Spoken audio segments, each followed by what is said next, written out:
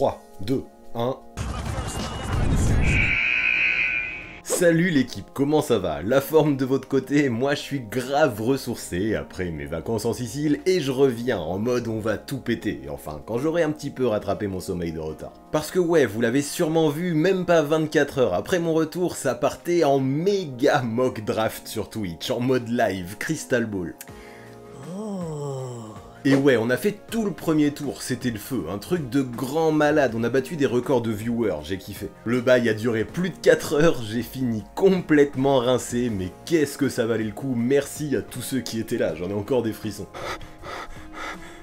Mais bon, vu que je sais qu'ici, certains n'aiment pas trop aller sur Twitch, j'ai pensé à vous et je vous ai concocté un petit best-of. Bon, il y aura pas tout, c'est le jeu, mais j'espère que ça vous plaira quand même, tout comme cette casquette qui m'a été offerte par les copains de The Perfect Cap. Go voir en description si vous voulez un code promo. Mais bon, stop la pub, on ne perd pas plus de temps, let's go, c'est parti pour la mock draft du premier tour 2021. Quel joueur ton équipe préférée doit-elle drafter?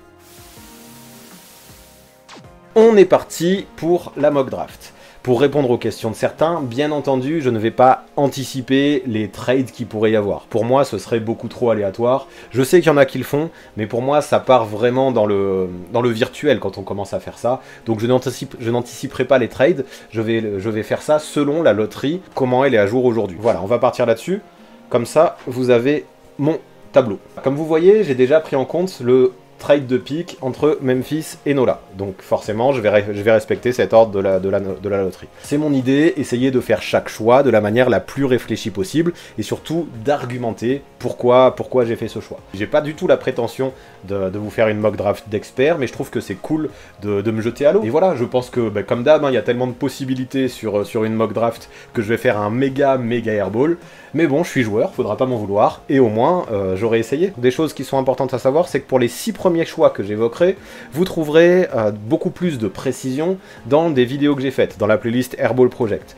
Tous là-bas, je les aborde avec beaucoup de détails, je parle de leur parcours, je parle de leurs points forts, je parle de leurs points à travailler, j'essaye de trouver des joueurs à qui on peut les comparer, que ce soit des joueurs actuels ou des joueurs all-time, j'essaye d'aborder dans quelle équipe, selon moi, ils fitteraient le mieux, j'essaye de parler du futur qu'on pourrait envisager pour eux en NBA, donc voilà, pour les Français que j'aborderai s'il y en a, et les 6 premiers tours, vous pouvez aller voir ma playlist Airball Project sur YouTube. Du coup, avec le premier choix, les Detroit Pistons sélectionnent Cade Cunningham. Quelle surprise, quelle surprise, quelle surprise. Donc Cade Cunningham, c'est un meneur de 2,04 m qui est vraiment un super ball handler qui combine des qualités de playmaking, qui est très grand, qui a du shoot, vraiment qui a du shoot, ça on l'oublie, parce qu'on le compare souvent à Ben Simmons, mais Cade Cunningham est bien meilleur shooter et qui défend très bien. Pour moi, il est trop polyvalent pour que n'importe qui ait le choix numéro 1, là c'est les Pistons, fasse la passe dessus. Il y a des rumeurs qui disent que les Pistons pourraient choisir quelqu'un d'autre, mais je n'y crois absolument pas. Peut-être qu'ils font monter la sauce pour transférer leur pick, mais franchement, je pense pas. À mon avis, c'est obvious. Détroit prendra Cunningham. Pour moi, à mon avis, il peut devenir un All-Star, il a tout pour. C'est quelqu'un qui est consistant, qui est régulier, qui est très mature, c'est un facilitateur, c'est un compétiteur. Cette saison, il a porté Oklahoma State vraiment bien, à une saison très intéressante, malgré un supporting cast qui était très moyen autour de lui. Pour moi, il est un top pick, mais vraiment no-brainer. C'est peut-être pas lui, après, si on parle de plafond, qui a le plus gros potentiel, qui a le plus gros plafond, mais clairement, c'est le pick le plus sûr, parce que c'est lui qui a le plus haut plancher, et ça, pour moi, il n'y a pas vraiment de débat. C'est un vrai cauchemar pour les mismatchs. Il est beaucoup trop grand pour des joueurs qui seront rapides et pas assez physiques, mais il est beaucoup trop rapide pour des joueurs plus grands qui seront un peu plus lents. Et lui, en échange, il peut défendre partout, sur des plus rapides grâce à sa mobilité et son envergure, sur des plus grands grâce à sa longueur. Donc vraiment, pour moi, Cade Cunningham, first pick no-brainer. Pourquoi Détroit le prendrait? De toute façon, c'est simple, je pense que ça peut être le visage de la franchise. Depuis le départ de Blake Griffin, les Pistons, ils avaient essayé de faire Blake Griffin le visage de cette franchise, ça n'a pas fonctionné. Maintenant Blake est parti à Brooklyn, ça peut être Cade Cunningham maintenant, le nouveau visage.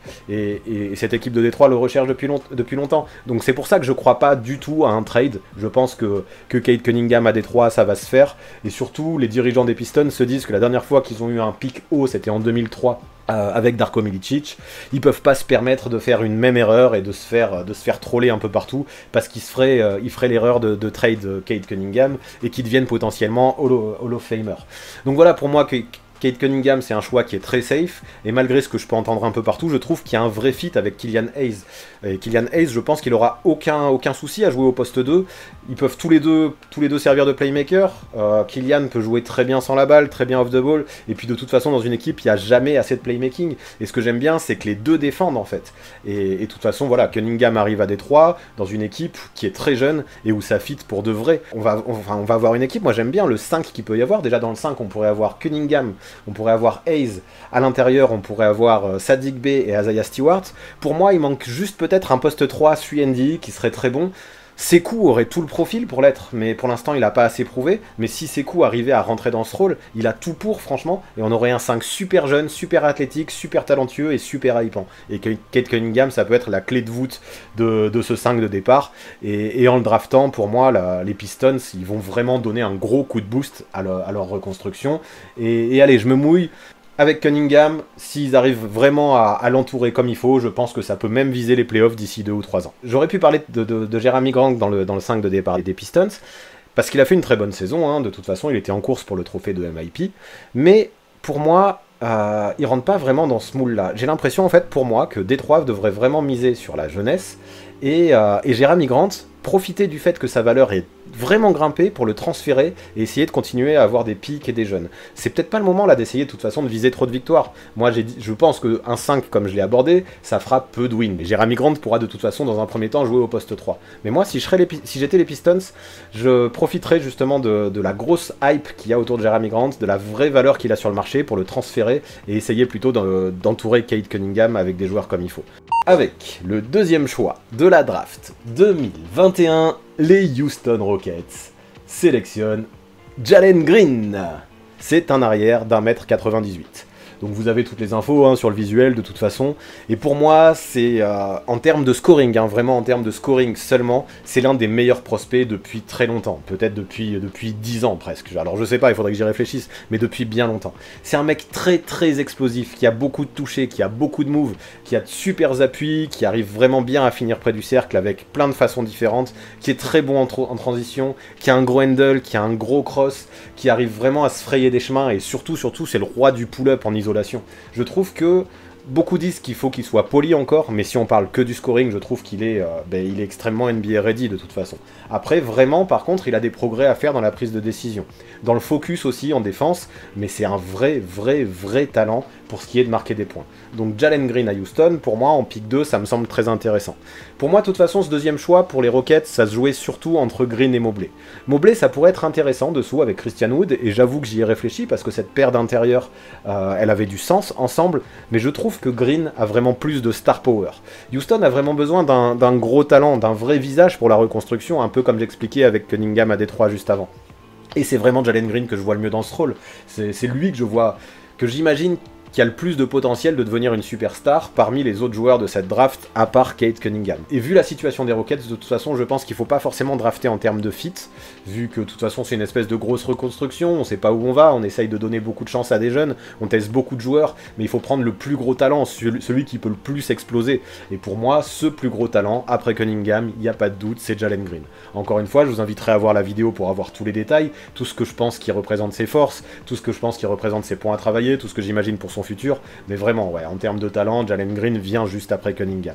Donc voilà, après faut être conscient, c'est pas le pick le plus safe, c'est pas celui qui a le plancher le plus haut. Si il échoue, ça peut être un bust, s'il n'évolue pas comme c'est prévu, mais si ça réussit, il peut devenir une vraie superstar. Et en vrai, je suis quand même bien rassuré par toute la maturité qu'il a dû gagner en G-League, qu'il a préparé à être un professionnel, et ça me laisse penser que son potentiel de bust est moindre par rapport à ce qu'on pouvait imaginer il y a quelques mois encore. Donc Jalen Green en 2 pour les Rockets, ça me semble vraiment très bien. Avec le pick numéro 3 de la draft NBA 2021, les Cleveland Cavaliers sélectionnent Evan Mobley de USC, un Californien. Donc Evan Mobley, lui aussi, j'ai fait une vidéo sur lui, je vais le dire à chaque fois hein, pour le top 6, parce que tout le top 6, j'ai fait des vidéos sur eux.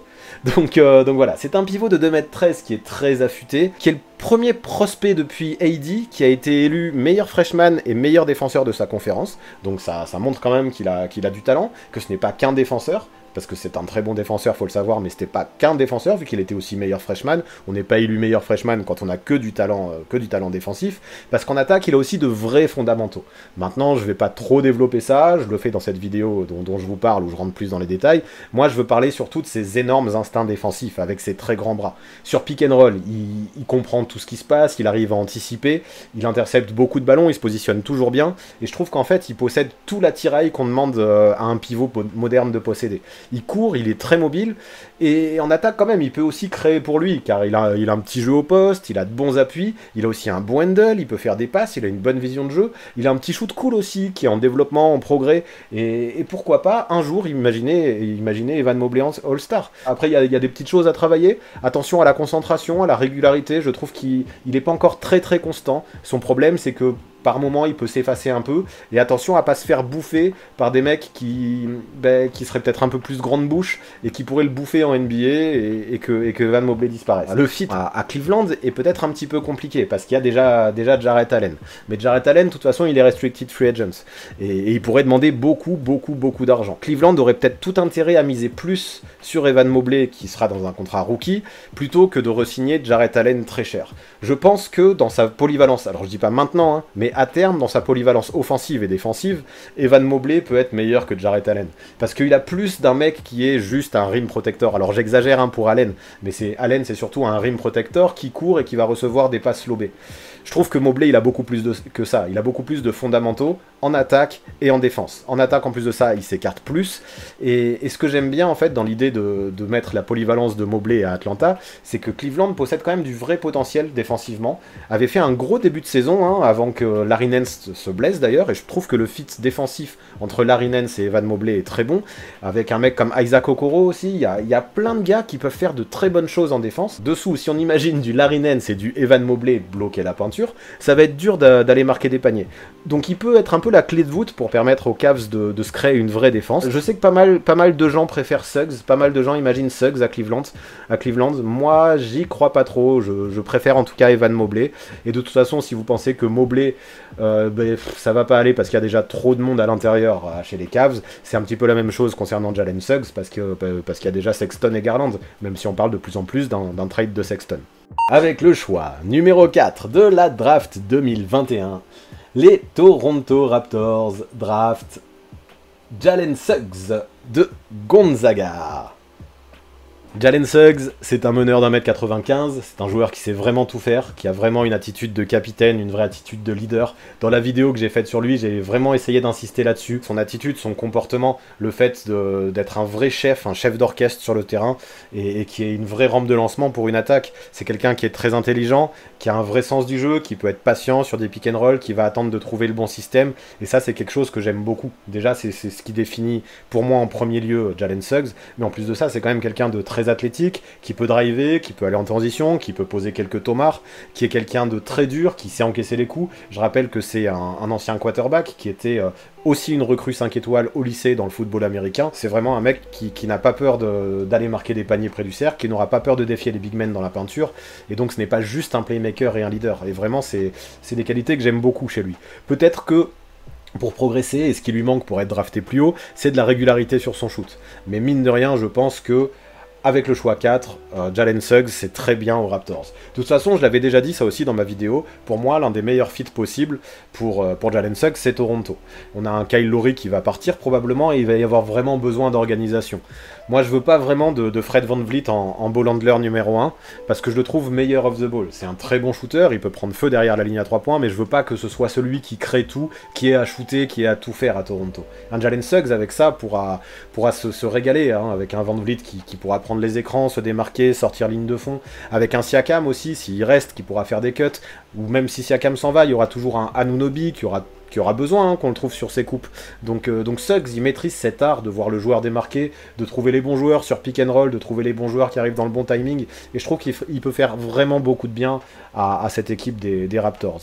Et puis je le trouve complémentaire, mine de rien, avec VanVleet, parce que si Suggs il manque de shoot, VanVleet le shoot, il l'a, pas de problème, et si VanVleet de toute façon ne peut pas vraiment défendre sur les postes 2, on le mettra sur des postes 1, on le cachera un peu, et c'est Suggs qui s'occupera en défense du meilleur arrière adverse, parce que Suggs peut vraiment défendre. Je trouve qu'il possède en plus de ça cette discipline hein, des deux côtés du terrain qui va très bien avec le profil de Nick Nurse, et son leadership, surtout si Kyle Lowry s'en va, fera beaucoup de bien à cette équipe de Toronto. Donc Suggs aux Raptors en choix numéro 4, je trouve que c'est plutôt cool. Avec le choix numéro 5, le Orlando Magic dans cette NBA Draft 2021 choisit Scottie Barnes de Florida State. Et oui, surprise, je sais que vous attendiez Kuminga, mais moi, je pense que le Magic va prendre Scottie Barnes. Donc Scottie Barnes c'est un ailier de 2m08, entre 2m06 et 2m08 en tout cas. Je sais que c'était, enfin sa taille, je l'ai lu à deux endroits différents, c'était pas forcément exact. Donc bon, en tout cas, c'est un grand ailier, mais qui peut jouer meneur, qui a une super vision de jeu pour sa taille, qui a une énorme envergure, mais vraiment très grande, et qui est un vrai défenseur, qui peut switcher de tous les postes, du poste 1 au poste 5. Maintenant, faut être conscient que malgré tout le talent qu'il a au playmaking, malgré tout le talent qu'il a en défense, ce n'est pas du tout un scoreur. Scottie Barnes, c'est surtout un passeur en attaque. Il joue avec beaucoup d'énergie, hein, il donne tout, ça on peut pas lui reprocher. Par contre, il n'a pas du tout de shoot pour le moment, et je suis pas sûr qu'il devienne un shooter un jour. Par contre, si il développe ce tir, je pense qu'il peut devenir vraiment un joueur incroyable. Maintenant, je le répète, j'y crois pas trop. Par contre, je pense que, en tant que facilitateur dans une attaque et en tant que défenseur élite, il peut avoir un vrai rôle en NBA. Maintenant, pour ce qui est du fit à Orlando, je vais être honnête, je le trouve pas du tout idéal. Moi, si j'avais été le Magic, ce n'est pas Scottie Barnes que j'aurais pris. J'aurais probablement préféré Kuminga, effectivement. Si Suggs ou Jalen Green avaient été disponibles, je me serais jeté sur eux si j'étais le Magic, parce qu'ils auraient fait beaucoup plus de bien, je pense, sur les postes arrière. Maintenant, à Orlando, j'ai l'impression qu'on aime beaucoup tous ces joueurs très longs, qui défendent vraiment bien, quitte à ce qu'ils aient peu de tirs et faire des sacrifices là-dessus. Le Magic, j'ai l'impression qu'ils veulent vraiment prendre cette direction. Quand on regarde des Mo Bamba, quand on regarde des Jonathan Isaac, c'est assez impressionnant. Hein. Et j'ai l'impression, je sais pas si c'est peut-être un pressentiment, mais j'ai l'impression que Orlando va vraiment essayer d'insister sur ce côté défensif dans l'équipe, ce côté de faire une espèce de grande défense pleine de barbelés avec des joueurs qui possèdent une envergure monstre, et surtout avec des battants qui ont un côté vraiment... et que ça, Kuminga l'a pas, hein, on en parlera peut-être après, mais qui ont une vraie envie de participer, avec une vraie envie qui peut être communicative, qui peut être un peu contagieuse. Et je trouve que Scottie Barnes rentre vraiment dans ce moule. En plus de ça, ben voilà, il était à la fac à Florida State, le mec il était à la Monteverde Academy qui est en Floride, il est né en Floride, tout semble aller dans le contexte pour lui à Orlando. Maintenant, il transformera pas l'équipe, du moins pas tout de suite, mais je pense qu'il apportera une vraie plus-value, et il peut faire partie de ces pierres angulaires dans les défenses qui défendra partout, même s'il faudra faire encore d'autres modifications pour viser les playoffs. Mais là, bon, avec les départs de Fournier et Vucevic, c'est que le début de la reconstruction à Orlando, et Barnes peut être une pierre intéressante pour la suite, je pense. Avec le choix numéro 6 de cette draft NBA 2021, le Oklahoma City Thunder sélectionne Jonathan Kuminga de la G-League de la Ignite Team. C'est un ailier de 2m03 qui est hyper athlétique. C'est un gros attaquant qui est très bon en drive, qui est bon en transition aussi, et qui est aussi un bon créateur de tir. Il a beaucoup de puissance dans son jeu, il a un bon côté, un bon body control, et il peut avoir par ses qualités athlétiques et sa longueur, un petit côté freak, toute proportion gardée. Je le compare pas du tout à Giannis Antetokounmpo. Ne me faites pas dire ce que je n'ai pas dit. Je le trouve aussi plutôt bon sur les cuts, plutôt bon dans son jeu off the ball, il n'a pas besoin d'être le ball handler numéro 1 pour pouvoir briller. Maintenant voilà, il est pas hyper adroit au tir, mais contrairement à un Scottie Barnes, je pense qu'il peut faire de vrais progrès, parce qu'il a une vraie mécanique qui me semble intéressante, beaucoup plus que Scottie Barnes. Maintenant, s'il descend si bas dans ma mock draft, si je ne le mets qu'au choix numéro 6, c'est principalement à cause de sa défense. Ça, vous verrez, il y a des images dans la vidéo que j'ai faite à son sujet, il y a beaucoup de failles. Il y a de vrais flashs dans ce qu'il fait défensivement, il a de vrais outils, mais son manque de concentration, son manque de fondamentaux peut être vraiment un peu frustrant par rapport à tout ce qu'il peut faire défensivement. Pour moi, c'est là. On ne sait pas s'il arrivera un jour à se discipliner en défense, et c'est ce qui crée pour moi la plus grosse interrogation à propos de Kuminga. Il peut faire de mauvais choix, même en attaque, ça aussi, ça se répercute sur l'attaque. Parfois, il manque de focus. Alors, s'il arrive à polir tous ses côtés, il peut vraiment exploser, il peut vraiment devenir un excellent joueur, mais s'il n'y arrive pas, il peut aussi être un bust. Il a un plancher qui est bien moins haut que celui de Scottie Barnes, par contre il a un plafond bien plus haut. Donc c'est un gros risque. Pour moi c'est un peu le pari de ces 6 premiers choix de draft. Donc j'attends maintenant qu'il mûrisse dans ses choix, j'attends qu'il devienne constant, et dans ces cas-là il pourra tout péter. Et comme pour Jalen Green, j'ose espérer que la G-League, l'environnement professionnel, pourra quand même l'aider dans ce sens. Donc c'est ce que j'attends de Kuminga. Maintenant, Le fit d'OKC, encore une fois, ça aussi j'en parlais dans ma vidéo, je trouve que c'est très intéressant. Parce que Kuminga, vu qu'il a plein de choses à développer, il y a plein de secteurs dans lesquels il doit mûrir, c'est un joueur qui a besoin de temps, il a besoin d'être en confiance, et il faudra pas qu'on en attende trop de lui tout de suite. Donc je le veux pas dans une équipe qui a besoin de gagner immédiatement, je le veux dans une équipe qui n'est pas pressée. Et le Thunder représente vraiment ce genre d'équipe. Il a besoin d'un contexte où il est, voilà, où on peut le tester, où il aura le droit à l'erreur pour pouvoir se développer au mieux, pour pouvoir prendre confiance. Et OKC me semble très très bien pour ça. Et de toute façon, si c'est un fail, le Thunder prend pas vraiment de risque de toute façon, parce qu'ils ont toute une flopée de pics qui viendront après pour compenser ça, et ils pourront toujours le transférer. Par contre, si le pari est payant, ça peut être lui, le futur franchise player de OKC, qui sait, franchement, ça peut être le cas. Après les 5 premiers choix qu'on a pris, Kuminga en numéro 6, ça me semble avoir beaucoup de sens. Avec le pick numéro 7 de la draft NBA 2021, les Golden State Warriors sélectionnent James Bouknight de Connecticut. C'est un arrière qui fait 1m95. Encore une fois, c'est un mec qui est un incroyable scoreur, mais vraiment un incroyable scoreur. Alors pas avec le même talent que Jalen Green, mais qui est quand même différent. Lui, il peut vraiment scorer aux 3 niveaux. Et après, il faut être conscient que c'est un joueur qui joue vraiment en mode street, ce que moi j'adore voir jouer, qui est super spectaculaire, qui met des crosses dans tous les sens, qui est beaucoup sur de l'ISO, qui est beaucoup sur des changements de rythme, des changements des crosses, des hésitations. Enfin, ces 40 points contre Creighton en début de saison, c'était juste un régal, vraiment un régal. Il envoie aussi des pull-ups qui sont compliqués, et quand il est chaud, c'est juste magique, hein. En plus de ça, dans la raquette, c'est un vrai finisseur, qui a pas peur du contact. Bien sûr, après, c'est un petit peu le défaut de tout ce genre de joueur, il doit soigner un peu plus sa sélection et défendre beaucoup plus. Il a de vraies failles, il manque aussi de longueur, mais qu'est-ce qu'il est flashy et qu'est-ce qu'il peut apporter au scoring. Et je trouve que, voilà, Golden State, ça semble pas mal, parce que je trouve que les Warriors, ils ont besoin d'un peu de folie, ils ont besoin d'un peu de création. Ça s'est senti cette saison, avec la blessure de Klay Thompson notamment, que malgré les présences de Oubre et de Wiggins, Curry était beaucoup trop esselé pour apporter cette étincelle. Poole a fait beaucoup de bien en ce sens, et je trouve que Bouknight est d'un autre calibre que Jordan Poole. Donc si Poole a réussi à faire du bien aux Warriors, je pense que Bouknight peut faire encore plus de bien. Maintenant, faut être conscient que même si ça ferait du bien aux Warriors, je vais pas prévoir les trades dans cette mock draft, je l'ai dit, mais s'il y a une possibilité de trade pour avoir un All-Star en échangeant, je sais pas, Wiggins ou Wiseman plus ce pick numéro 7, je pense que les Warriors ne refuseront pas. Mais si tout reste dans l'état au niveau de l'ordre de draft, je pense que Bouknight, dans ce qui reste, peut être le meilleur choix pour les Warriors. Avec le choix numéro 8, le Orlando Magic sélectionne pour la draft 2021 Keon Johnson de Tennessee. Keon Johnson, c'est un arrière d'1m95, qui est un énorme athlète. Et du côté de l'explosion, de l'explosivité, tout ce que vous voulez, des qualités athlétiques, il est déjà élite, mais vraiment élite. Pour moi, dans les prospects qui sont haut classés, c'est peut-être celui qui a la plus grosse détente. Il peut faire lever les foules avec de gros tomards, et cette explosivité, elle n'aide pas qu'à dunker, parce qu'elle aide aussi en défense aussi, où il peut mettre même des contres, alors que c'est un arrière, quoi, et qui fait 1m95. De toute façon, il peut déjà switcher sur des postes 1, 2 ou 3, et vu sa taille, je trouve que c'est déjà fort. Maintenant, il faut être conscient que c'est surtout un freak athlétique, mais qui n'est pas un shooter et qui n'est pas un ball handler. Donc c'est pas un joueur sur lequel il faut attendre qu'il mise sur sa finesse, en gros, pour faire rapide. Maintenant, avec le départ de Evan Fournier et la reconstruction qui est en train de se passer à Orlando, avec une draft de Scottie Barnes que j'ai pris plus haut, je pense qu'il faut un poste 2 au Magic. Et voilà, ça continue un petit peu sur la lancée d'Orlando, celle que j'expliquais un petit peu plus tôt. Orlando veut des joueurs athlétiques qui défendent dur et jouent la transition.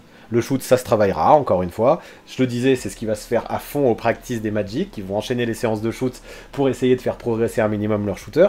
Mais en tout cas, là, on va avoir des mecs qui courent, qui sautent, qui sont longs. Et en plus, ce que j'aime bien avec Keon Johnson, c'est qu'à Tennessee, il a progressé tout au long de la saison. Il a une grosse éthique de travail, et je le vois bien profiter du handle de Scottie Barnes, de sa vision de jeu et de ses passes, pour briller, lui, sur des cuts, sur des jumps, ou sur en recevant la balle dans le bon timing.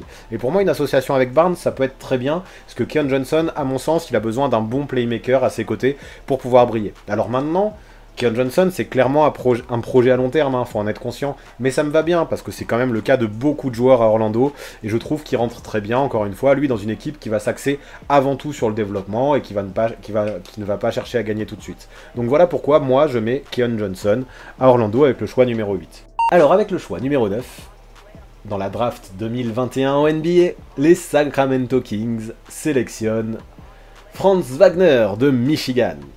le frère de Mo Wagner que vous connaissez tous. Alors lui, c'est un ailier, allez, un ailier à un poste 3 ou 4, donc ailier shooter ou ailier fort, qui mesure 2,06 m. Donc c'est un très grand 3&D qui progresse beaucoup, je trouve, depuis son arrivée en NCAA. Il est né en Allemagne, hein, tout comme son frère, et c'est un super shooter. C'est un sniper d'élite en catch and shoot, mais aussi qui est un très bon défenseur. Il bouge très bien latéralement, et c'est ça que j'aime bien. C'est pas juste un sniper, c'est aussi un mec qui a des grands bras, qui sait s'en servir, et qui a beaucoup de mobilité latérale. Il peut bien défendre grâce à ça sur des plus petits que lui, mais il peut aussi défendre à l'intérieur, ce qui lui donne beaucoup de polyvalence défensive. Et je trouve que, et ça je l'ai beaucoup lu, et je l'ai même remarqué les quelques fois où j'ai vu Michigan, mais il a de bons instincts loin du ballon. Il a de très bons réflexes, il se positionne toujours bien, il anticipe beaucoup, et globalement, voilà, il faut pas le considérer seulement comme un shooter, parce que globalement, c'est un très bon, c'est un mec très intelligent. C'est aussi un bon playmaker d'ailleurs. Le problème, je pense, le problème principal avec Wagner, c'est parce que en attaque, effectivement, sa spécialité c'est le shoot, mais il reste un shooter de série qui peut connaître des pertes de confiance, comme ça a été le cas là cette saison pendant la March Madness. Quand il commence à avoir beaucoup de ratés, il peut avoir tendance à les enchaîner. Maintenant, quand il est en réussite, ça marche très bien, mais attention un petit peu à ses soucis de confiance. Par contre, s'il arrive à mettre dedans en NBA, s'il arrive à profiter des spacings, je l'imagine avoir un vrai avenir, justement par cette polyvalence des deux côtés du terrain. Maintenant, est-ce que ça va devenir une star? Je pense pas, parce que son plus gros manque, c'est probablement les qualités athlétiques. Donc si je le mets à Sacramento, c'est que je pense que les Kings ont besoin de défense. Ils ont besoin de joueurs intelligents aussi, et Franz Wagner en est un, ils ont besoin de joueurs patients, et en plus de ça, du shoot, ça leur fera pas de mal. Donc on a un mec qui a un 3&D, qui a du shoot et qui a de la défense, qui peut profiter du spacing, hein, qui sera créé par Fox, qui sera même créé potentiellement par Hield, qui allait de plus en plus en pénétration cette année pour tenter des flotteurs, s'il reste à Sacramento, hein, parce qu'il y a des rumeurs qui disent que Buddy Hield va partir. Mais en tout cas, il pourra écarter le jeu pour eux et aussi profiter du fait qu'ils attirent les défenses dans la peinture. Donc voilà, en termes de fit, Wagner me semble un des meilleurs parmi les joueurs dispo. Et voilà, Sacramento, je le vois très bien dans un rôle de stretch fort, qui écarte le jeu, qui est utile en défense et qui facilite pas mal de choses des deux côtés du terrain finalement. Avec le choix numéro 10 de la NBA Draft 2021, les Memphis Grizzlies sélectionnent Josh Giddey en provenance d'Adélaïde en Australie. Giddey, c'est un joueur très jeune, qui a 18 ans et 6 mois, quelque chose comme ça, un petit peu plus, qui est, alors je l'ai marqué comme meneur, mais il peut aussi jouer au poste 3, parce que c'est un meneur de 2,06 m. Maintenant, c'est aussi un ailier de 2,06 m, qui est hyper complet, et qui en Australie a fait une très bonne saison, qui a été très bien classé d'ailleurs dans les classements australiens, dans toutes les catégories statistiques. Il a fait une saison à 11 points, 7 rebonds, 7 passes, donc voilà, un mec super polyvalent, qui peut faire beaucoup de choses, hein, un peu comme le veut la tradition australienne, et qui peut énormément faciliter le jeu. Maintenant, il devra, surtout s'il joue meneur, il devra progresser sur son handle, mais ça c'est pas le plus gros chantier, parce que pour moi le plus gros chantier c'est son shoot. Par contre, je suis persuadé, et c'est ça que j'apprécie beaucoup chez Josh Giddey, c'est qu'il apportera toujours toutes les petites choses qu'il faudra faire. Toujours les choses qui ne se voient pas forcément dans les feuilles de match, mais qui sont super utiles. Que ce soit en attaque ou que ce soit en défense. Giddey, c'est un joueur intelligent qui sait jouer au basket et qui a un vrai talent dans tous les domaines. Donc il est spécialiste de rien, mais il est bon partout. Et surtout, il est toujours bien placé. Et ça, c'est le genre de joueur que moi, ça me touche beaucoup, ce genre de joueur. Ce que je disais, c'est que Memphis a trade Valanciunas pour récupérer Speak. Et je trouve qu'à Memphis, on a déjà de vrais scoreurs avec Ja Morant et Dillon Brooks. On a déjà un vrai shooter, par exemple, avec Desmond Bane. Eric Bledsoe, je suis pas sûr qu'il reste, il y a déjà des rumeurs qu'il envoie ailleurs. Donc je vois bien un Josh Giddey en remplaçant de luxe sur les postes 1, 2 et 3, qui pourrait tout faire, qui que ce soit qui sorte, qui ait des problèmes de faute. Il y aurait Giddey sur le banc, qui plairait beaucoup à Taylor Jenkins, qui est réputé, qui aime beaucoup les joueurs intelligents, qui a lancé par exemple Brandon Clark pour ça, hein, qui a un profil pareil, mais plus sur des postes intérieurs, Brandon Clark. Et on a un Josh Giddey, je trouve, qui est son complément sur ses postes 1, 2 et 3. Je trouve qu'il correspond bien aux ambitions des Grizzlies, parce qu'il vient de passer du temps de pro en Australie.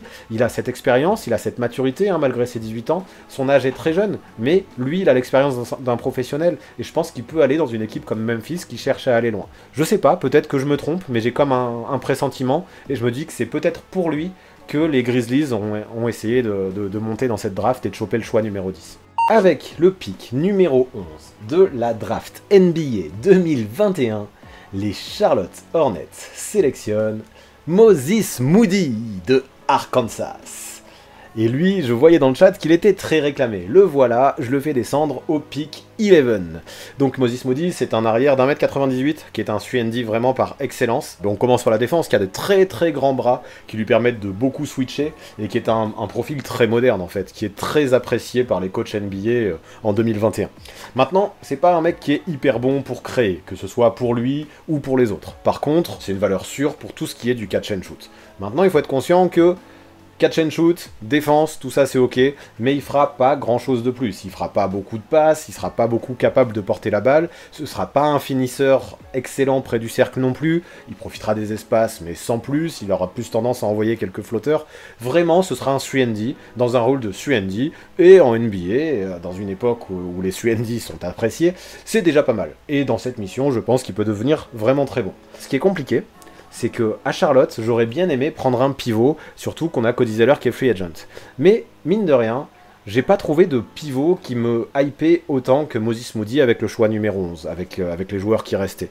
Et en fait, j'aime beaucoup le profil que pourrait avoir Moody à côté d'un LaMelo Ball, parce que LaMelo Ball, plus ça va aller, je pense, plus il va attirer les défenses. Il a fait une saison rookie qui était très importante, très impressionnante, il a montré de vraies qualités de passe, et un Moody qui se fait oublier dans le corner, qui se fait oublier à 45, qui a 3 points, et qui sanctionne, je pense qu'il peut se régaler avec les passes de LaMelo en kick-out. Donc voilà, je vois bien, dans le futur, hein, peut-être pas dès l'année prochaine, parce que Moody n'a que 18 ans pour l'instant, mais en fait, dans le futur, je vois bien ce duo hyper complémentaire. Alors, on n'est pas sur du Stephen Curry, Klay Thompson, mais dans l'idée générale, il peut y avoir de ça, à toute proportion gardée, bien sûr. Hein. Je dis pas qu'ils arriveront un jour à un tel niveau, mais je trouve que dans le style de joueur, un peu en moins bon, peut-être même en bien moins bon, on sait pas du tout comment ils se développeront les deux, mais il peut y avoir ça. Un joueur flashy, créateur comme LaMelo Ball, et un mec qui peut tirer à 3 points et défendre dur. Donc voilà, même si les Hornets, peut-être ils auraient besoin d'un pivot, je pense que ce serait une erreur de faire l'impasse sur un Moses Moody s'il est encore disponible avec le choix 11,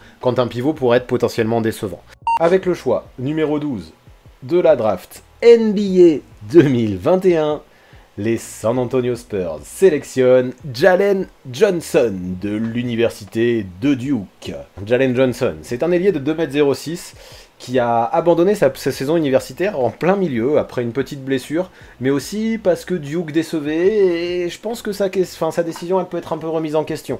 Il a peut-être voulu trop éviter d'être exposé, peut-être voulu éviter de trop plonger dans les mocks, mais c'est pas forcément un comportement de winner qu'on attend en NBA.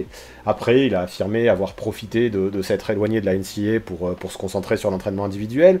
Pourquoi pas? Avant tout, faut pas oublier que c'est un très bon joueur, qui est descendu dans les mocks, parce qu'on l'attendait bien avant la 12e place auparavant, qui a de vraies qualités de ball handler, qui est excellent en transition, qui a des qualités athlétiques aussi, hein, qui lui permettent de bien courir, qui est un défenseur plus que correct, et moi j'aime bien l'imaginer au poste 4. On l'imagine soit au poste 3 ou au poste 4, mais je l'imagine bien au poste 4 parce qu'il a de très bonnes qualités de passeur au poste, et c'est un joueur créatif, qui lit bien le jeu, et qui peut être utile vraiment dans un rôle de point forward. Et si je le vois à San Antonio, c'est parce que je me dis que Pop doit vraiment kiffer un tel profil de joueur. Comme je disais, hein, il y a des remises en question à faire d'un point de vue mental, mais à San Antonio, j'espère qu'on arrivera à tirer la quintessence de ce mec. C'est vrai que l'imaginer scorer beaucoup sur jeu placé, c'est compliqué. Il cherchera beaucoup plus la passe. C'est pas un gros shooter non plus, mais c'est pas grave. Je trouve que c'est un joueur qui peut très bien s'inscrire dans un collectif comme celui des Spurs, qui fera du bien au poste 4, où il y a quelques trous hein, à San Antonio, même s'il y a plusieurs joueurs qui pourront dépanner, et je le trouve assez complémentaire dans une raquette avec Poeltl, dans un profil assez moderne finalement, une raquette assez moderne, qui pourrait faire du bien aux Spurs, et dans une équipe qui de plus en plus développe des jeunes. Donc voilà, je le répète, mais je compte sur Popovich pour lui trouver le rôle bien adapté, pour arriver à attirer le meilleur de lui mentalement, et si c'est le cas, je pense qu'on a un Jalen Johnson qui peut vraiment être un joueur intéressant pour un choix numéro 12 de cette draft. Avec le choix numéro 13 de la NBA Draft 2021, les Indiana Pacers sélectionnent Davion Mitchell de Baylor. Davion Mitchell, c'est un meneur d'1m85 qui a fait une très très grosse saison à Baylor, qui a été élu meilleur défenseur en NCAA, et du coup, et c'est assez normal, tout le monde ne parle que de sa défense. Et c'est vrai qu'il est assez élite hein, dans ce domaine, il se met des grosses missions, il peut arrêter n'importe qui, même des plus grands, hein, malgré sa taille d'1m85, c'est très intéressant. Il a un physique large, il a beaucoup d'envie, il est très très mobile, et il a le potentiel pour devenir un super lockdown en NBA. Ça, Pour moi, tout ça, c'est évident, c'est ce que tout le monde sait concernant Davion Mitchell. Maintenant, c'est pas qu'un défenseur, c'est un attaquant qui est très dur, qui est très agressif vers le cercle, qui est aussi un bon passeur, et c'est aussi surtout, et ça j'ai envie de le souligner, un mec qui a fait d'énormes progrès au tir. C'est un mec qui, en plus de ça, sur le terrain est beau à voir, qui joue beaucoup avec ses émotions, qui porte les siens, qui transforme son équipe, qui peut la transcender, et j'aime beaucoup toute cette énergie et toute cette volonté qu'il peut mettre sur le terrain. C'est un mec, en plus de ça, qui est déjà NBA ready, et qui a tout, en fait, pour faire quelque chose. Maintenant, il n'est pas plus haut, parce qu'il est plus tout jeune, toute proportion gardée, hein. Comparé à moi, il est très jeune, mais pour une draft à 22 ans, il est plus tout jeune, et peut-être qu'il est déjà proche de son plafond. Donc c'est pour ça que Davion Mitchell, dans ma mock, chute à la place 13. Je l'imagine bien aux Pacers, parce que Indiana, depuis très longtemps, hein, la culture de l'équipe est très défensive. Carlisle, qui a moins connu ça à Dallas, hein, la défense, va sûrement pouvoir retrouver ça. Et ce côté dur et battant qu'il a, Mitchell, je trouve qu'il va très très bien avec cette culture des Pacers. Il y a eu beaucoup d'incertitudes à Indiana. Carlisle, ça va être le 3e coach en 3 ans. Et je pense que l'objectif, ça va être de vite retrouver les playoffs pour essayer de se refaire une santé assez vite. Les Pacers, mine de rien, avec des joueurs comme Sabonis, comme Miles Turner, comme Malcolm Brogdon, ils se doivent de faire les playoffs. Et ils ont besoin de joueurs qui sont NBA ready, de joueurs mûrs. Et Mitchell, moi, me semble vraiment bien là-dedans. Je trouve qu'il peut apporter tout ce qu'il faut, par exemple, en sortie de banc derrière un Malcolm Brogdon. Avec de la défense, avec de l'énergie, avec du shoot en catch and shoot. Et pourquoi pas ne pas associer les deux, on sait jamais. Mitchell, il jouerait la sangsue et le catch and shooter. Et Brogdon, lui, il distribuerait peut-être un peu plus. Vraiment, je pense qu'il serait très bien en sortie de banc, mais je pense que le fit aussi avec Brogdon peut être très bon. Indiana, si Mitchell est encore disponible à cette place 13, je pense qu'ils auraient tout intérêt à le prendre, dans leur objectif qui est de win. Mitchell, il sait ce que c'est, hein, de gagner. Il a vécu ça à Baylor cette année en allant jusqu'au bout. Et il apportera cette compétitivité à des Pacers qui en ont grandement besoin, à mon sens. Avec le choix numéro 14 de cette draft NBA 2021, les Golden State Warriors sélectionnent Corey Kispert de l'université de Gonzaga. Corey Kispert, lui, c'est un ailier de 2,01 m qui, pour moi, est clairement le meilleur shooter de cette draft. Rien que cette saison-là, à l'université, il a shooté à 44%. Ok, c'est pas la même distance qu'en NBA, mais des chiffres comme ça, ça veut dire que généralement, t'es pas trop mauvais sur le shoot longue distance. Et ce que j'aime bien aussi avec Kispert, c'est que c'est un joueur très très intelligent, que je trouve aussi mature, bon en même temps il a déjà 22 ans, et qui connaît vraiment ses forces. Il sait que c'est un shooter, qui fera pas grand chose d'autre, il sait dans quelle position il est bon, il sait quel shoot il peut prendre, et dans ce qu'il fait, il est juste élite. Pour moi, je trouve qu'il a le potentiel pour être un shooter à plus de 40% en NBA sans souci. Alors après, faut être conscient, hein, je l'ai dit, il fait que du shoot. Il défend pas trop, il ne pèse pas vraiment dans les autres secteurs, il est pas athlétique, il est pas hyper rapide, mais sa faculté à mettre des tirs dans tous les sens, elle sera forcément précieuse, je pense, en NBA. Et puis, ce que j'aime aussi avec lui, c'est qu'il a quand même beaucoup travaillé son physique, il a toujours essayé de faire en sorte d'être fit, de rester en condition, et je pense que rien que ça lui permettra de suivre le rythme en NBA, parce que j'ai vu qu'il y en avait qui avaient pas mal de doutes par rapport à ça. Moi, Kispert, je pense qu'il passera suffisamment de temps à faire en sorte d'être fit, à faire en sorte d'être endurant pour survivre au rythme de la NBA. Maintenant, pourquoi je vois Golden State? Parce que j'ai envie de voir un 3e Splash Brother. Ils sont pas assez à deux. Avec Curry et avec Thompson, j'ai envie d'en voir un autre qui fait tomber la pluie dans tous les sens. Et de toute façon, faut en être conscient, il n'y a jamais assez de shooters, jamais assez de spacing dans une team. Et je le vois vraiment bien apporter sa pierre aux Warriors. En fait, il aurait tout plein de positions. Si Clay revient bien et que Book Knight est drafté en choix numéro 7, l'équipe devient vraiment indéfendable. Et là, je trouve qu'il apporterait vraiment du shoot. C'est encore une fois ce qu'il a manqué cette saison, avec du Wiggins et du Oubre qui n'étaient pas forcément très adroits de loin. Là, vous mettez du Thompson qui revient, du Kispert qui shoot, la création de Book Knight, en espérant que ces jeunes se développent vite, et vous avez, je pense, pas mal de failles qui sont compensées à Golden State, même si la défense posera peut-être un peu plus question. Pour ça, Klay Thompson devra assurer, faut en être conscient aussi. Avec le choix numéro 15 de la draft NBA 2021, les Washington Wizards sélectionnent Isaiah Jackson de Kentucky. Donc Isaiah Jackson, c'est un poste 4, poste 5, que je vois plutôt pivot en NBA, qui mesure 2,10 m et qui pour moi possède vraiment, vraiment tous les outils de l'intérieur moderne. Il a une envergure de grand malade. C'est 2,18 m je crois. Et en plus de ça, il est super explosif. Imaginez à quel point il peut aller haut avec des grands bras comme ça quand tu fais 2,10 m et qu'en plus tu sautes. Enfin, c'est un truc de malade. Le mec peut courir vraiment d'un cercle à l'autre et conclure grâce à sa détente. Donc ça lui permettra d'attraper des passes lobées sur jeu placé sur pick and roll par exemple, d'assurer en contre-attaque en arrivant en trailer pour poser un dunk en partant des pointillés dans la raquette, mais aussi en défense de mettre de gros contres qui font aussi lever les foules et de protéger le cercle. Et pour moi là tout ça, ça peut vraiment apporter quelque chose à Washington. Maintenant, il faut être conscient qu'il y a beaucoup de monde si Isaiah Jackson arrive à Washington au poste 5. Mais Robin Lopez est free agent, et je trouve que Jackson, ce qui est intéressant, c'est qu'il apporte vraiment des choses différentes de ce que peuvent apporter Daniel Gafford ou Thomas Bryant. Il est beaucoup plus long, il est beaucoup plus défenseur, il est beaucoup plus athlétique, je trouve qu'il a un profil plus moderne.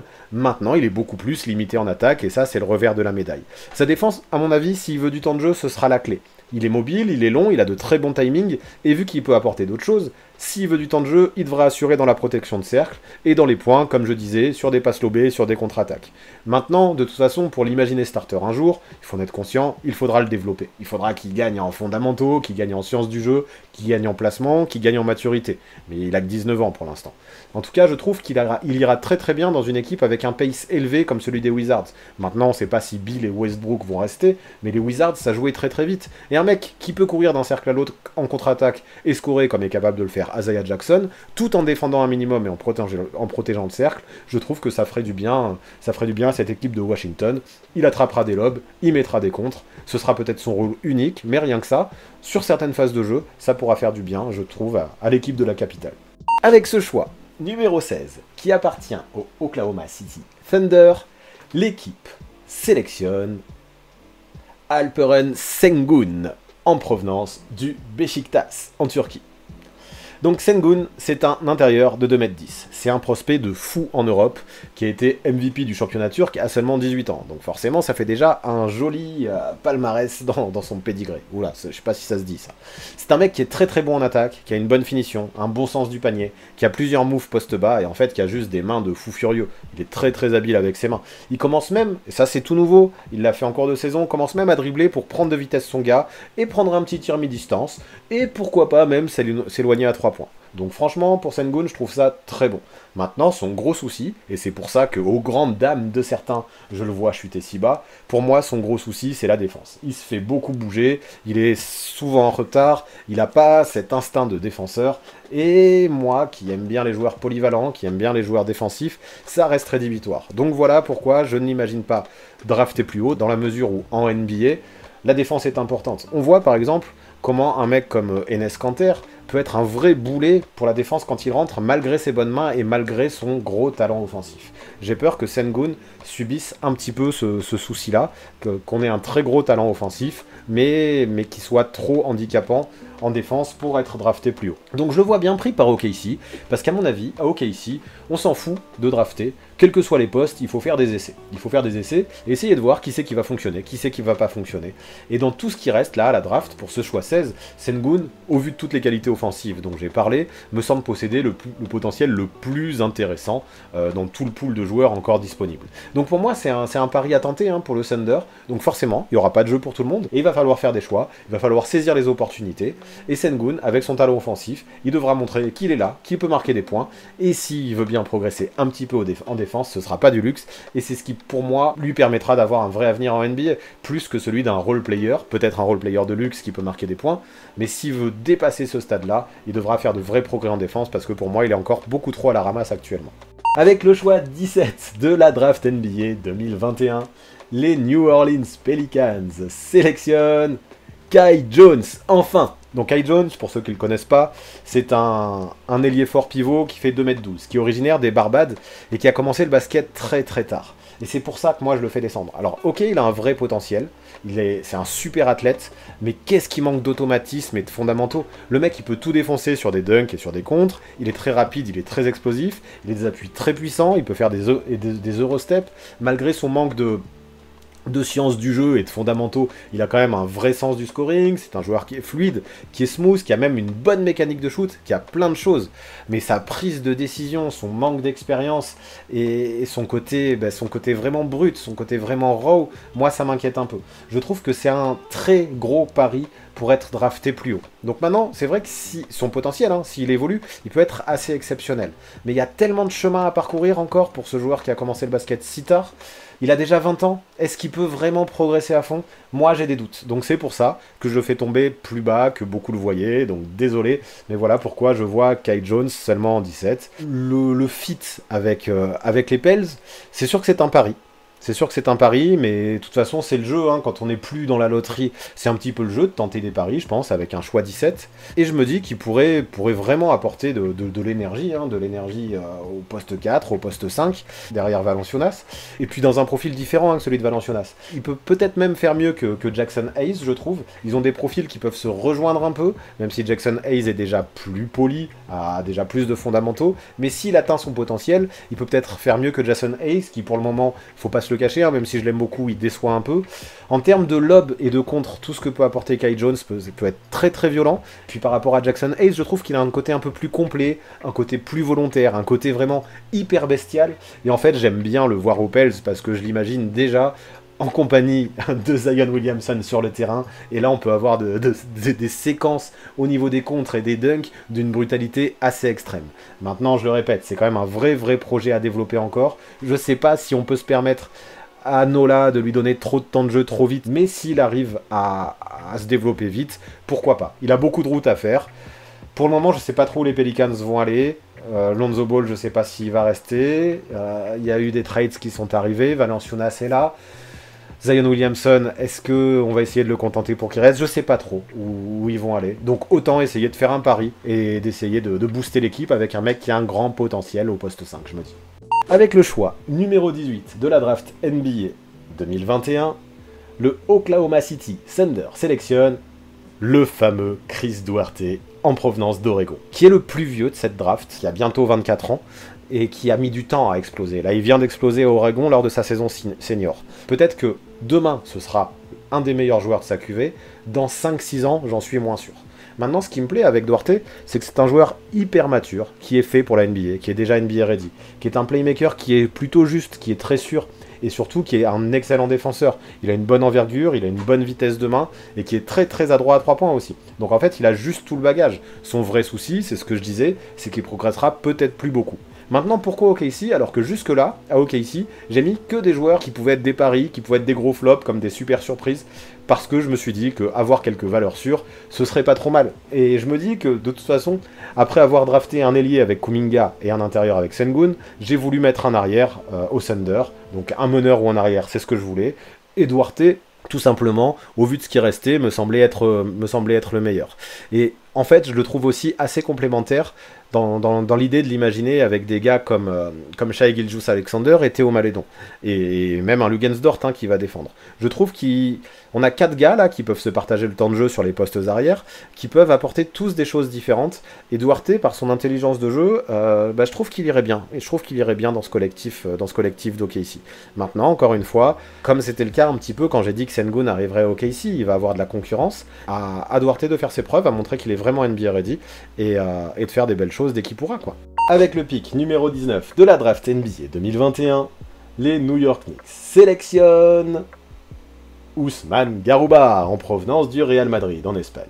Donc Ousmane Garouba, c'est un ailier fort qui est pas très grand, qui mesure 2,04 m, donc c'est une taille un petit peu limite pour un poste 4, mais qui est un défenseur qui est incroyable, qui apporte une intensité et des qualités et une science de la défense qui a peu d'égal. Il apporte peut-être que ça, hein, ou quasiment que ça, mais en Europe, c'est fou de voir qu'à 19 ans, c'était déjà l'un des meilleurs défenseurs avec le Real Madrid. Il est complètement intraitable dans la raquette, il se déplace bien latéralement, il résiste très bien au sol, il jump bien aussi pour mettre des contres, il arrive à cumuler de la verticalité et de la latéralité. Je trouve que c'est très rare pour des intérieurs dans la raquette, c'est souvent l'un ou l'autre. Garouba peut faire les deux, il peut même sortir potentiellement sur des mecs au périmètre, parce qu'il est très mobile. En Europe, il a vraiment appris à défendre énormément sur pick and roll, et là-dessus, c'est très bon tout ce qu'il peut apporter. Je pense qu'il a toutes les qualités pour être un jour dans une All Defensive Team, Garuba. Malheureusement, ce qu'il dessert un peu, et ce qu'il fait tomber à la 19e place de sa draft, c'est qu'il a un côté un peu inoffensif en attaque. Il a fait quelques progrès sur le tir extérieur, même si c'est loin d'être ouf. Il a fait quelques progrès sur le pick and roll aussi, où il arrive à roller de plus en plus vers la raquette, mais ça reste encore très limité. Et il apporte pas grand chose de plus que ça en attaque. Donc il va devoir développer un petit peu son jeu offensif pour vraiment percer en NBA. Par contre, défensivement, je trouve que ce qu'il apporte, ça peut être énorme. Et à New York, ça j'aime beaucoup. On avait un Taj Gibson cette saison, qui, on le sait, hein, c'est un des joueurs préférés de Tom Thibodeau. Et un Taj Gibson qui commence à vieillir, mine de rien. Et pourtant, qui avait un très gros rôle avec les Knicks. Parce que Thibodeau, il aime les joueurs durs, il aime les joueurs qui défendent la peinture, il aime les joueurs qui vont donner leur trip, et qui vont pouvoir pas que faire des contres, un peu comme le fait Mitchell Robinson, mais aussi défendre au sol, comme j'expliquais. Ousmane Garuba, c'est ce qu'il peut faire. Donc je le vois bien prendre la relève d'un Taj Gibson, et il est peut-être déjà plus talentueux qu'un Gibson. En tout cas, Garuba saute beaucoup plus haut, je pense, qu'un Taj Gibson ne l'a jamais fait. Il est plus athlétique, et je trouve que avec Thibodeau au Knicks, ça irait très bien d'avoir Ousmane Garuba. Avec le choix numéro 20 de la draft NBA 2021, les Atlanta Hawks sélectionnent Jared Butler de l'université de Baylor. Butler, c'est un arrière d'1m91, qui est très mature, qui a fait 3 ans de NCAA avec Baylor, qui était avec Davion Mitchell, dont on a parlé plus tôt, qui a remporté le titre lui aussi, qui a été MOP du tournoi, et qui, si on parle de son jeu, il se définit essentiellement par son adresse extérieure qui est très bonne.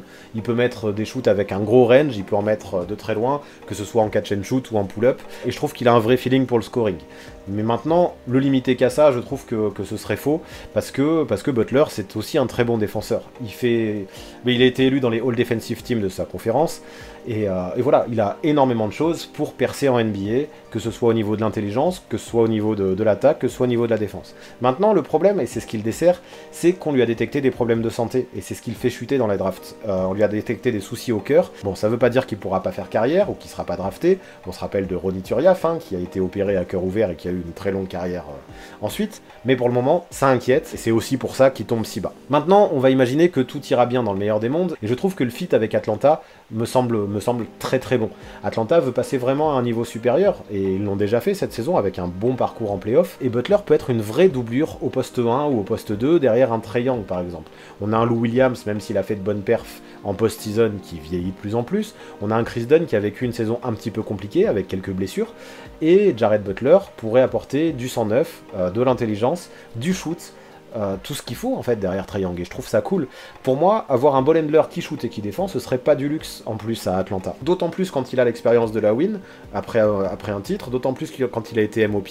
Donc pour moi, ce serait une valeur sûre, si sa santé était bonne, pour faire souffler notamment un Trae Young. Faut juste espérer que tout se passe bien du côté du cœur pour Jared Butler, c'est tout ce qu'on peut lui souhaiter en tout cas. Donc les médecins l'ont autorisé à jouer, et forcément, c'est plutôt de bon augure pour un Jared Butler, même si ça reste un peu inquiétant tous ces soucis. Alors, avec le 21e choix de la NBA Draft, les New York Knicks sélectionnent Trey Murphy III de l'université de Virginia. Trey Murphy, c'est un ailier de 2m06 qui arrive à mixer des choses intéressantes comme de la taille, de la longueur et de l'adresse longue distance. On a encore un Suendi dans cette draft, et lui vraiment c'est un réel shooter, qui a tourné à 43% à 3 points cette saison, à 93% lancé avec Virginia, et qui a une mécanique, je trouve, qui est ultra propre. En plus de ça, il a un corps qui est taillé pour la NBA, et il est super mobile en défense, il a des grands bras, il peut switcher, il peut couper les drives. Maintenant, je trouve qu'il manque, et c'est pour ça que je l'ai pas mis plus haut, vraiment ce rôle de Suendi. Il le remplit bien, et ça fera du bien aux Knicks, mais maintenant je trouve qu'il manque peut-être un peu de confiance en lui et d'agressivité en attaque. Il ose pas vraiment se faire violence, il ose pas vraiment aller vers le cercle, et pourtant je pense qu'il aurait le physique pour. Il se cantonne beaucoup au shoot, et je trouve ça un petit peu frustrant parfois, un petit peu dommage, et ça, un mental, on sait pas si ça peut changer une façon de jouer, on sait pas si ça peut vraiment évoluer en NBA. C'est pour ça que je le vois pas plus haut que la place 21. Maintenant, je trouve qu'à New York, il coche pas mal de cases dans tout ce que cherche Thibodeau. Ça manquait peut-être d'un vrai poste 3 à New York, dans le starting 5. On avait Reggie Bullock, qui était utilisé au poste 3. On avait RJ Barrett aussi, mais je trouve que Barrett au poste 2, c'est quand même beaucoup mieux. Trey Murphy, dans le rôle de Suendi, à terme, peut-être qu'il peut devenir meilleur que Reggie Bullock. peut-être qu'il peut être même encore plus adroit au tir et apporter encore plus de défense. Donc voilà pourquoi Murphy au poste 3 à New York, je le vois très bien. On sait que New York, ils sont déjà sur pas mal de pistes au niveau des meneurs, donc je sais que tout le monde veut de la création à New York, mais je pense que là, dans les rookies, c'est un petit peu chaud de donner les clés d'une équipe qui veut viser les playoffs à la création à un rookie. Donc pour moi, la création à New York, ça passera plus par la free agency. Quant à la draft, c'est pas mal de privilégier de la défense et du shoot avec Garuba et Murphy pour moi. Allez, avec le choix numéro 22 de la draft NBA 2021, les Lakers sélectionnent Cameron Thomas de LSU. Cameron Thomas, c'est un arrière d'1m91. C'est un vrai spécialiste du scoring. C'est un gars qui a un super dribble, un super handle, qui met tous les défenseurs adverses sur les talons et qui arrive à dégainer en pull-up de façon assez incroyable. Avec ses 23 points par match, c'était le 4e meilleur scoreur NCAA l'an dernier, et pour un freshman, c'est assez exceptionnel. Enfin, c'était même le meilleur scoreur parmi les freshmen, il me semble, en NCAA. Donc, pour ce qui est de mettre un ballon dans un panier, il est vraiment gifté. C'est aussi un très bon shooter de loin, qui peut prendre feu sur certaines séquences. Donc vraiment, tout ça, c'est appréciable, hein, le scoring chez Cameron Thomas. Mais le souci, c'est que son jeu ne se limite vraiment qu'à ça. C'est un mec qui défend pas trop, c'est un mec qui voit surtout le cercle, voire que le cercle. C'est un mec qui a pas vraiment une bonne lecture, et qui possède le vrai souci un peu du combo guard, qui est pas assez playmaker pour être meneur, mais qui a quand même beaucoup besoin du ballon, et qui est peut-être pas assez grand ou athlétique pour défendre au poste 2. Alors, il est pas non plus minus, il fait 1m91. Maintenant, à Los Angeles, je me dis, chez les Lakers, sa capacité à marquer des points de partout pourrait faire du bien. Cette saison, malgré la présence de Schroeder, les Lakers manquaient parfois de solutions, je trouve, de créateurs au scoring, et Thomas, en sortie de banc, pourrait mettre le feu. Après, il fera des erreurs, plein. Je pense que ça fait aussi un peu partie du profil de Cameron Thomas. Et ça peut être embêtant dans une équipe qui vise haut comme les Lakers. Et s'il y a trop de déchets, il risque de beaucoup squatter le banc en début de carrière. Donc j'espère qu'il sera cadré par un vétéran comme LeBron, parce que Cam Thomas, c'est quand même un gros caractère aussi. Mais peut-être qu'avec un gars comme LeBron, pour le driver, il va pas trop non plus l'ouvrir. Et s'il arrive vraiment à se cadrer, s'il arrive vraiment à jouer sur ses forces sans vouloir trop en faire, je pense qu'il peut vraiment apporter une vraie étincelle aux Lakers dans une équipe qui a besoin de ça, à mon avis. Qui a besoin de gars qui peuvent mettre un petit peu de dynamisme dans leur jeu en sortie de banc. Et Cam Thomas peut être cette étincelle. Avec le choix numéro 23 de la draft NBA 2021, les Houston Rockets sélectionnent Ziaire Williams de l'université de Stanford. Ziaire Williams, c'est un ailier de 2m03 qui était une vraie sensation au lycée à Sierra Canyon, un lycée dont on parle beaucoup, hein.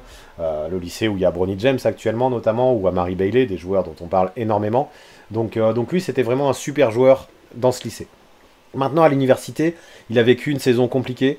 Stanford, c'est une des équipes qui a le plus souffert du virus. Ils ont été enfermés à l'hôtel pendant longtemps, ils ont été confinés. Ça a été compliqué pour eux. Ziaire Williams, en plus de ça, a connu des soucis familiaux. Il a eu un décès dans sa famille, qu'il a mal vécu. Tout ça, ça lui a fait manquer beaucoup de matchs. Donc il a vraiment baissé dans les mock drafts. Maintenant, voilà. Et il faut être conscient qu'il a de vraies qualités, quoi qu'il arrive, même s'il n'a pas beaucoup joué et que sa cote a baissé. Parce que c'est un joueur super polyvalent. Qui peut tout faire. Il peut défendre, il peut scorer, il peut prendre des rebonds, il peut jumper, il peut distribuer. En fait, il a tout l'attirail qui est nécessaire pour évoluer à plusieurs postes. Et ça, on sait que c'est beaucoup apprécié en NBA. Le souci, par contre, c'est qu'il est un peu fin. Et ça, c'est une vraie interrogation que j'ai concernant Ziaire Williams. Et c'est aussi, je pense, la raison peut-être la plus importante, en fait, pour laquelle il a baissé dans les mocks. C'est que à la fac, ça s'est vu qu'il galérait déjà physiquement. Donc qu'est-ce que ça va être en NBA? Je sais pas. Il était dans le top 10 easy il y a un an, et je pense que son manque de physique et ses bras très fins ont posé des vraies questions sur l'avenir et l'impact qu'il pourrait avoir en NBA. Maintenant, les Rockets, avec un choix 23, je me dis que ce serait pas mal. Au vu de leur situation, ils doivent prendre le meilleur joueur disponible, et Ziaire Williams, ça me semble être un pari qui peut représenter une bonne idée, parce qu'il a beaucoup d'outils, mine de rien, malgré son manque d'épaisseur. Il a beaucoup de talent, il a énormément de qualité. Il faut juste qu'il passe du temps à la salle, qu'il gagne un peu en expérience et en maturité. Et vu que j'ai mis Jalen Green à Houston, je le vois très complémentaire. On aurait un scoreur vraiment gifté avec Jalen Green et un petit peu un homme à tout faire à ses côtés au poste 3. Alors après, il y aurait aussi du Kevin Porter Jr. à mettre là-dedans, et on ne sait pas quelles rotations seront faites. Mais en tout cas, un profil comme Ziaire Williams, à mon avis, peut convenir partout grâce à sa capacité à tout faire, sa polyvalence, je le répète. Et Houston, ça me semble bien de le prendre en pick 23. Alors avec le choix numéro 24 de la draft NBA 2021, les Houston Rockets sélectionnent Trey Mann de l'Université de Florida. Alors Mann, c'est un joueur qui est un meneur de jeu et qui mesure 1m93, qui est un très bon organisateur, qui est un bon ball handler et qui gère vraiment bien le pick and roll. Et ça, Dieu sait que c'est utile en NBA depuis quelques années. En plus de ça, du haut de son 1m93, je trouve qu'il a une taille très intéressante pour son poste. Il peut également créer pour lui, il peut mettre de loin, il était à 40% à 3 points cette saison, et j'aime bien ce petit côté, alors c'est le cas sur pas mal de joueurs que je viens d'évoquer, mais ce petit côté étincelle qui peut apporter des points rapidement. Maintenant, je trouve lui, comparé à d'autres, c'est dommage de le limiter qu'au scoring parce qu'il a un vrai QI basket, une vraie science du jeu. Il avait beaucoup de hype autour de lui quand il est sorti du lycée, mais tout ça c'est un peu redescendu à la fac parce que sa première saison à Florida a été un petit peu décevante. Heureusement, il en a fait une deuxième qui a été bien solide et je pense qu'il a réussi à prouver désormais qu'il était un joueur sur lequel on pouvait compter, notamment dans les moments clutch, et tout ça, ça me semble intéressant pour son avenir en NBA. Maintenant, pour parler du fit à Houston, ça va aller vite, hein. Encore une fois, on est dans la même dynamique que pour le choix numéro 23. L'idée, c'est de prendre le meilleur joueur dispo. Moi, je veux bien que Houston prenne un pivot avec le choix 23 ou le choix 24, mais avec Isaiah Jackson et Kai Jones qui sont déjà partis, il en reste plus des masses, hein, des pivots. Je pense qu'il vaut mieux prendre un Trey Mann, qui est une valeur assez sûre, qu'un pivot qui potentiellement finira en J-League dans 6 mois, quoi. Et Trey Mann me semble être une valeur qui est assez sûre, un mec qui est solide. Je suis pas sûr que John Wall aura beaucoup d'avenir à Houston. Son passage cette saison m'a beaucoup déçu, et je suis pas sûr qu'on compte beaucoup sur lui dans une optique de reconstruction. Donc voilà, Trey Mann à Houston, bah voilà, jouer le pick and roll en tout cas avec des mecs comme Christian Wood, ça me semble très intéressant aussi, ou le pick and pop, hein, vu que Wood a beaucoup progressé sur son shoot, ça me semble cool. Profiter aussi du spacing qui serait créé par Jalen Green pour mettre de loin, Trey Mann pourrait le faire. Dans l'optique de la mock draft, si tout se devait se dérouler comme je l'ai prévu, Trey Mann à Houston, ça me semble plutôt intéressant. Avec le choix numéro 25 de la draft NBA 2021, les Los Angeles Clippers sélectionnent Sharife Cooper, que vous aimez beaucoup, de la fac d'Auburn. Alors, beaucoup le voyaient plus haut, Sharife Cooper, beaucoup le réclamaient, beaucoup attendaient son nom, beaucoup doivent peut-être s'offusquer de le voir si bas. Et c'est vrai que c'est un mec qui suscite une énorme hype, parce que quel plaisir de le voir jouer. Donc ouais, c'est un meneur d'1m85, qui est vraiment le roi du handle, le roi du dribble, qui a suscité un énorme buzz, parce qu'il est hyper spectaculaire, et qui peut casser les chevilles d'absolument tout le monde. Ses changements de rythme, ses changements de direction sont complètement fous, il fait vraiment kiffer, et c'est super spectaculaire. Il a une capacité à créer des espaces qui est géniale, et ensuite il peut scorer ou distribuer. Il a fait que 12 matchs cette saison, il a quand même réussi à tourner à 20 points et 8 passes, grâce notamment à ses talents de dribbleur qui attirent la défense. Il arrive ensuite à prendre une bonne décision, et je trouve que c'est quand même fort. Et il a réussi à montrer qu'il avait un vrai talent. Malheureusement, il a de gros soucis au tir extérieur, et il a de gros soucis en défense. C'est pour ça que je ne le vois pas sélectionné plus haut. Il peut faire de gros cartons, notamment en NCAA, parce qu'il peut se faufiler dans les défenses, il peut aller marquer en drive, il peut aller marquer près du cercle, mais je trouve actuellement que c'est presque plus un joueur freestyle qu'un joueur NBA. Je suis un peu méchant, mais c'est pour caricaturer, moi c'est un petit peu l'impression que j'ai. Et dans la grande ligue, avec sa taille qui est faible, avec son manque de défense, avec son manque de tir extérieur, ce sera peut-être difficile pour lui de scorer autant que ce qu'il l'a fait au lycée notamment, et même aussi un petit peu en NCAA. Maintenant, aux Clippers, je me dis que pourquoi pas tenter le coup. Il y a besoin d'un meneur backup, même si Reggie Jackson a été excellent en playoff, pas sûr que les Clippers soient prêts à proposer beaucoup à Reggie Jackson s'ils trouvent un plus gros contrat ailleurs. Donc Reggie Jackson, on n'est pas sûr qu'il reste. On a Rondo et Beverley, c'est pareil, ils sont vieillissants, et ils apporteront jamais la folie offensive, aujourd'hui en tout cas, que Sharife Cooper peut apporter. Et moi en fait j'aime bien ce profil dynamiteur aux Clippers, d'autant plus avec un Kawhi Leonard qui pourrait manquer toute la saison prochaine, ça ferait peut-être pas de mal d'avoir une étincelle offensive, en sortie de banc bien sûr, je le vois pas tout de suite titulaire. Je pense qu'il peut aussi apporter beaucoup sur de courtes séquences, c'est pour ça que je l'imagine aussi en sortie de banc. Mais voilà, pour s'imaginer un vrai avenir en NBA, la défense j'y crois pas, j'aimerais quand même qu'il progresse au tir extérieur. Avec le choix 26 de la draft NBA 2021, les Denver Nuggets sélectionnent Ayo Dosunmu de l'Université d'Illinois. Dosunmu, comment dire, c'est juste l'un de mes joueurs préférés qui a évolué en NCAA cette saison. Quel régal à voir jouer. J'ai trouvé qu'il jouait super juste avec Illinois, que c'était un mec hyper complet, qui s'est comporté vraiment en leader, et qui l'a permis à sa fac de faire une saison qui était très très lourde. En plus de ça, c'est un super compétiteur, qui a une énergie qui est contagieuse, hein, et pas que en attaque, des deux côtés du terrain, et que je trouve déjà vraiment NBA ready. Il est physique, il est dur, il est athlétique, il a une vraie vision de jeu, il défend fort. Maintenant, et ça on sait à quel point c'est essentiel en NBA, et malgré l'image qu'on voit là, il manque juste peut-être un peu de tir. Pourtant, les pourcentages sont trompeurs, hein, parce qu'ils sont là, mais sa mécanique est un peu lente et un peu irrégulière, et en NBA ça peut peut-être être rédhibitoire. Lui aussi en fait il a le problème du combo guard. Il manque vraiment d'un vrai shoot régulier et de jeu off the ball pour être un poste 2 en NBA, mais il a peut-être pas assez de vision de jeu. Alors attention, il a une bonne vision de jeu, mais sa vision de jeu n'est peut-être pas assez élite pour être un vrai meneur playmaker en NBA. En plus de ça, il a 21 ans, son potentiel peut être un peu inquiétant, et c'est pour ça que malgré tout l'amour que j'ai pour Ayo Dosunmu, il tombe si bas.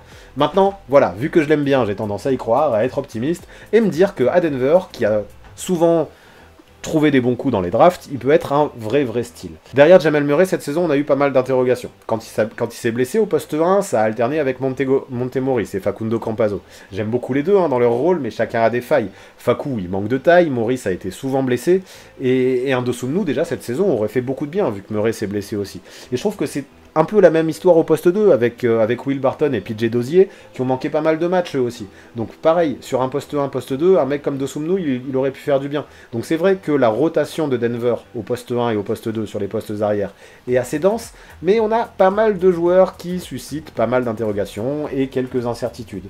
Donc Dosunmu pourrait débarquer ici, lui il sera en bonne santé, avec son intelligence de jeu et son expérience à la fac, il pourrait faire du bien, avec sa capacité à alterner justement sur ces deux postes. Il apporterait vraiment une dureté, je trouve, une vraie, qui manque un peu aux Nuggets depuis 1 ou 2 ans en playoff, qui a encore plus manqué avec l'absence de Jamal Murray, et je trouve que dans son caractère, dans sa mentalité, et même dans son jeu, il pourrait faire beaucoup de bien à Denver. Avec le choix numéro 27 de la draft NBA 2021, les Brooklyn Nets sélectionnent JT Thor de la fac d'Auburn. Alors JT Thor, c'est un joueur très jeune. C'est un ailier fort déjà, il faut le dire, qui mesure 2,06 m. Et je trouve qu'il peut être intéressant dans son profil, parce qu'il est long, il est grand, il est rapide, il est athlétique, et il peut même un petit peu shooter. Il peut aussi défendre sur beaucoup de postes. Il est très raw, hein, mais il est très brut. Mais le pari peut valoir le coup, je pense, pour une équipe NBA. Notamment une équipe comme Brooklyn, qui a besoin de présence intérieure. Thor, je trouve qu'il apporte pas mal de choses qui sembleraient bien chez les Nets, notamment de la protection de cercle, du jump, de la verticalité. Il pourrait attraper des passes sur les pick and roll, sachant qu'il y a de très bons playmakers chez les Nets. Je vais pas vous faire l'affront de les nommer. En apportant des choses qui manquent à cet effectif des Nets, je trouve qu'il fit très bien. Donc je le vois pas drafter plus haut, parce qu'il a quand même beaucoup de choses à travailler pour devenir un excellent joueur NBA. On en parlait peut-être un peu plus tôt, au choix 23 ou 24 aux Rockets, et why not? Moi je le vois chuter un peu plus bas, parce que je suis pas hyper confiant quant à son avenir, et parce qu'il a énormément d'aspects dans lesquels il doit progresser. Et je trouve qu'en tout cas, à Brooklyn, le pari vaut le coup d'être tenté, vu les trous qu'il y a, notamment dans la protection de cercle. Avec le choix numéro 28 de la draft NBA 2021, les Philadelphia 76ers sélectionnent Joel Ayayi de Gonzaga. Les mock drafts qui le voient choisi le plus haut le voient en choix 30. Bon, moi je le vois encore un petit peu plus haut en choix 28, mais j'avoue que c'est pas forcément super objectif. C'est mon choix coup de cœur, je m'en suis autorisé un dans cette mock draft, et c'est vraiment lui. Donc Ayayi, j'en parle énormément dans la vidéo que j'ai sortie la semaine dernière. C'est un arrière d'1,96 m qui a un jeu qui se définit avant tout par son intelligence. C'est un mec qui est super malin, qui fait des très bonnes feintes, qui est polyvalent et qui a surtout énormément progressé dans son shoot, notamment en catch and shoot. J'aime bien aussi sa défense sur les postes 1 et 2, et il peut faire tout plein de petites choses. Alors ok, il manque clairement d'épaisseur, mais il passe du temps à la salle, il s'est quand même développé de ce côté-là, et son plus gros défaut, un petit peu, si on peut appeler ça un défaut, c'est d'être trop altruiste, à tel point de disparaître, et son côté un peu discret peut poser question en NBA, et on peut se demander s'il arrivera à faire sa place. On sait que des joueurs comme Frank Ntilikina, avec cette tendance discrète, n'ont jamais réussi à percer. Et j'espère que ce ne sera pas le problème de Joel Ayayi.